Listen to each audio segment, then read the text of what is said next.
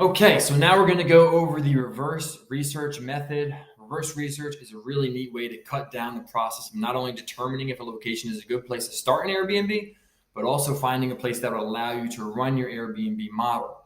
Finding someone to let you run your Airbnb model is one of the hurdles that we're going to have to overcome in this business. And if you know someone else is doing it, the odds that they're going to allow you to do it are much greater.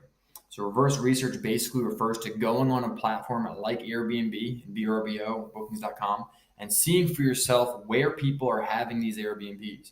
You can see how many there are, and you can look at calendars to get an idea if they're booked out or not. And this will tell you if people are already doing it in that area. And if someone else is doing it in the area and they're doing it successfully, then you can do it in that area as well. Sometimes you'd be surprised. I found sheds in the middle of Florida where no one wants to go, renting out for $99 a night for something that had nothing but an open frame shed and an AC unit. This was marked as a getaway, and the crazy part was it had over 100 reviews and they were super hosts. So people are paying that rate. So one doesn't have to think you know the demand of an area or a specific B&B because you can sell anything at the end of the day if you make it an experience, quote unquote. But this opened my eyes. It showed me some great ideas out there that I didn't think of myself. I started to think of different ways I could utilize something like this. I'm like, how much could a shed possibly cost? And I can get $100 a day for it. That's fantastic. So it opens your mind up to all these different possibilities and ideas that you may have not thought of yourself.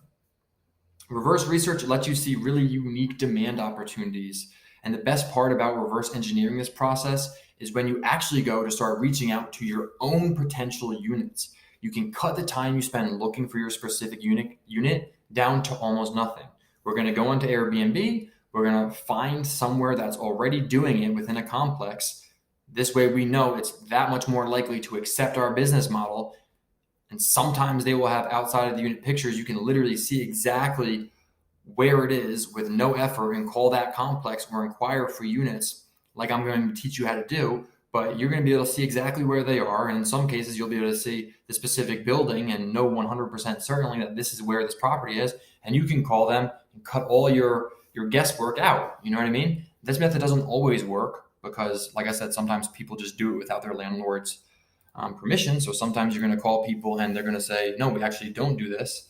And you don't want to throw anyone under the bus and say, oh, well, I saw someone on Airbnb that was doing it. Don't do that. If they say, no, they don't do it, then you have the option to go under the table like the other people did, or you can find somewhere that's going to let you run your model the way that you're supposed to. Also, one more note on this, just because there aren't any comps in the area doesn't mean that the opportunity doesn't exist. Let's go back to the shed example. Whoever put that shed there and decided to make that run, there was zero comps in that area. There was no indication that anyone would even come there, but they used their logic. Hey, I'm an hour from Miami. Yes, I'm in the middle of nowhere, but would people be willing to drive an hour from Miami to get a quote unquote nature getaway or get out into the nature? That makes sense. Of course they would be. For $100 a night, hell yeah, people would love to do that. Treehouse or a shed or something like that. This is, again, the Airbnb logic that just starts to make sense once you start understanding what the comps are out there and what is already working.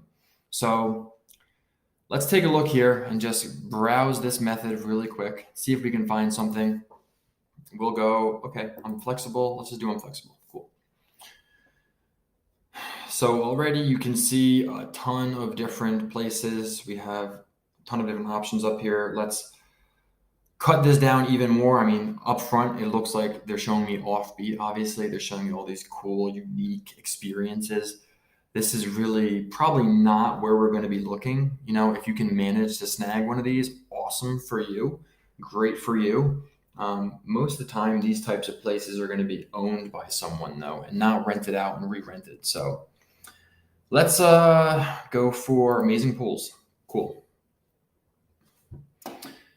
Okay, Miami. Okay, so this is a good bet that Miami is a good place to have somewhere with a pool, but then we're looking at this here, $292 a night. This is clearly a big skyscraper. These are clearly big skyscrapers. This one and this one actually look like they may be the same one, just from the opposite view. But I can see multiple complexes here that have B&Bs listed. So I'm going to click on one. I'm going to see if I can figure out exactly where it is. And then you can call them and see if they're going to let you do it too. And that's basically the reverse research method. So I'm unfamiliar with what this is based on these pictures, but we're going to see if we can find a better picture of the outside. East Miami. Okay. That's a clue. And then let's see where it is on a map and see if we can at least get close and narrow down the amount of complexes we'd have to call. They do look like they're, so this is in July. But look, they are booked out, literally booked out, or they're unavailable. Booked out or unavailable, one of the two options, but they have reviews here. We can see exactly where it is. Let's see how much we can zoom in.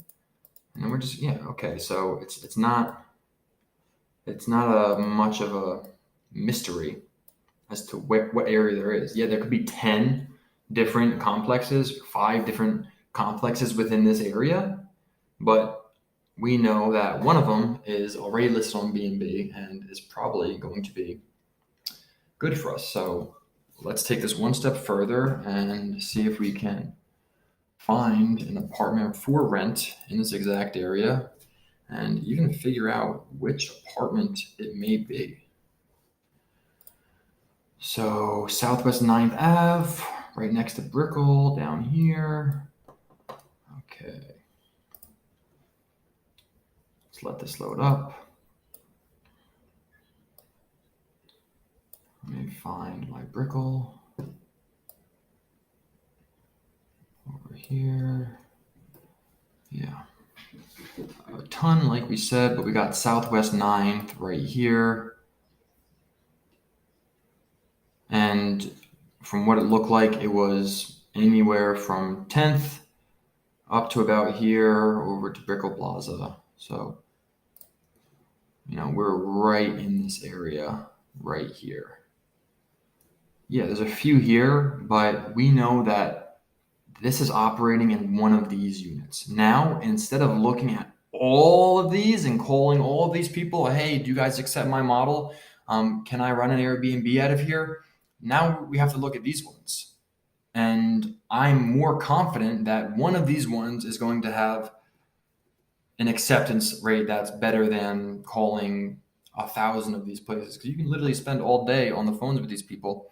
It's all about doing work smarter and easier. Do you really want to call all of these to see which one is going to allow you to do your model? Or you can just use the reverse research method, figure out where it's working, and narrow it down just like we just did. I just ran you through a live simulation of exactly how I would use the reverse research method to find one of these properties.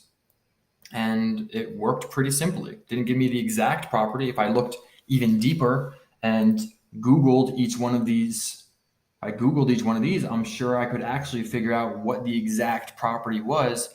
It's going to take a little bit too much time. I don't want to do that right now, but you can click on them. Maybe these places have pictures of the outside that are similar to what we can see on BNB, and we know that this is not the same pool. I know it's not this place. It might be this place for all I know. Could be.